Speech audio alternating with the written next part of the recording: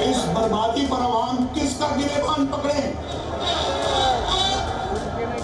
इमरान न्याजी का या फिर उसके लाने वालों का? ये तहरीक तब तक चलेगी जब तक पाकिस्तान में आईन और कानून का बोलबाला नहीं होगा। पूरे पाकिस्तान की जमहूरी कुव्वतें एक स्टेज पे भी है, एक पेज पे भी है। अब इस हुकूमत को, इस सिलेक्टेड को, इनके सिलेक्टर्स को हमारा पेज पे आना पड़ेगा, वरना इन सबको जाना पड़ेगा, जाना पड़ेगा, जाना पड़ेगा।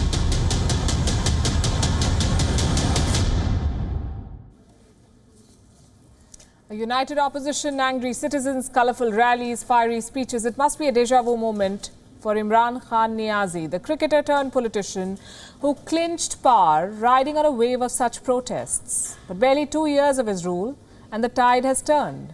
The people that Imran Khan once led are now protesting against him. The show of strength is unlike anything the Pakistan Prime Minister would have imagined. The Naya Pakistan he once promised now wants a new leader.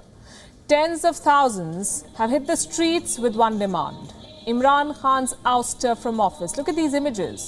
What began in Gujranwala has now spread to Karachi. Citizens, government employees, farmers, teachers, doctors, health workers, pensioners, almost everyone is protesting against the Prime Minister of Pakistan. This is Gujranwala. Look at the momentum. Look at people. They are on ground, they are on roads, they are against the government. The government who has actually made them fall because they were really lacking on their policies.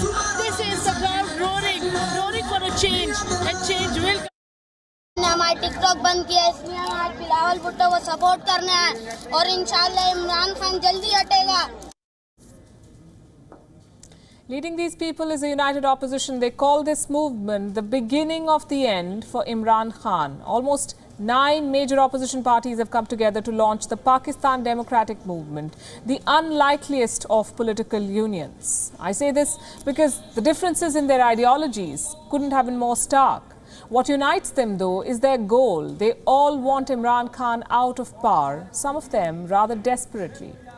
पूरे पाकिस्तान की जमहूरी कुव्वतें एक stage पे भी है, एक page पे भी है। अब इस हुकूमत को, इस सिलेक्टेड को, इनके सिलेक्टर्स को हमारा पेज पे आना पड़ेगा, वरना इन सबको जाना पड़ेगा, जाना पड़ेगा, जाना पड़ेगा।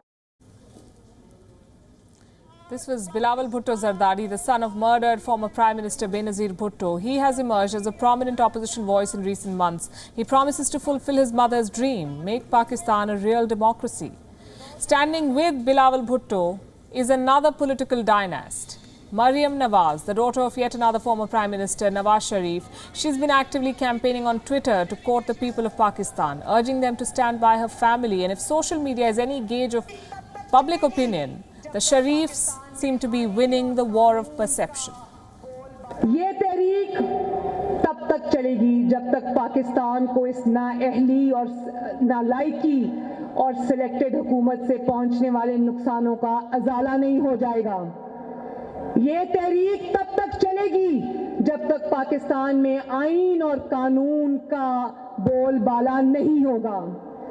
ये तहरीक तब तक चलेगी जब तक आपके वोट को इज्जत नहीं मिलेगी। आपने इलेक्शनों में अवाम के इंतखाब को रद्द करके अपनी मर्जी का नाअहल तोला इस कौम पर मुसल्लत किया। नतीजे में होने वाली बर्बादी के भी आप ही जिम्मेदार हैं। जनाब बाजवा साहब, जवाब आपको ही देना पड़ेगा, आपको। So the war has begun. The opposition couldn't have been more determined, and Imran Khan's tactics couldn't have been dirtier. Shortly after the Sharifs escalated their attack on the Prime Minister, Maryam Nawaz's husband, Safdar Awan, was arrested from the hotel they were staying in in Karachi. The Karachi police is said to have broken into her hotel room and arrested Awan, who is a retired army officer, also an active member of a party, the PMLN. What was his crime? The police say he violated the sanctity of Muhammad Ali Jinnah's mausoleum in Karachi by chanting slogans inside the tomb. Maryam Nawaz says this is Imran Khan's way of blackmailing the opposition into calling off the protests. And blackmail it seems to be. Look at the actions taken by the Pakistan government in the past few days. It has been raiding the houses of opposition leaders, trying to block them from reaching protest sites. Hundreds of opposition workers have been put behind bars. Political activists have been taken into preventive custody. The police has been placing huge containers along bridges to block opposition rallies. Imran Khan is trying all he can to stop the protests from spreading. And he's issued a direct ultimatum to the architect of this movement, Mr. Nawaz Sharif. Imran Khan says that whenever his government gets a hold of Nawaz Sharif, they will not treat him like a VIP. They will lodge him in an ordinary jail. His words. कि आपने जो मर्जी करना है, जितने मर्जी जलसे करने हैं, जिधर आपने कानून तोड़ा, मैं आपको आज वाजे कर रहा हूं कि मैं सीधा आप जेल में जाएंगे और वो जेल में नहीं, अब VIP जेल में नहीं जाएंगे. अब जाएंगे जिधर आम बेचारा गरीब आदमी, गरीब जिधर मुजरिम जाता है. In other news, Pakistan is all set to remain on the Financial Action Task Force's grey list. The FATF plenary session begins on the 21st of October. Pakistan has failed to fulfill the terror watchdog's obligations, at least 6 of them.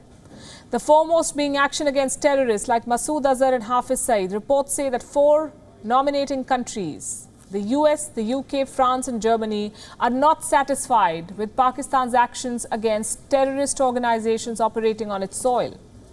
Yet another grey listing is almost a given. The opposition is celebrating already. I'll leave you with this.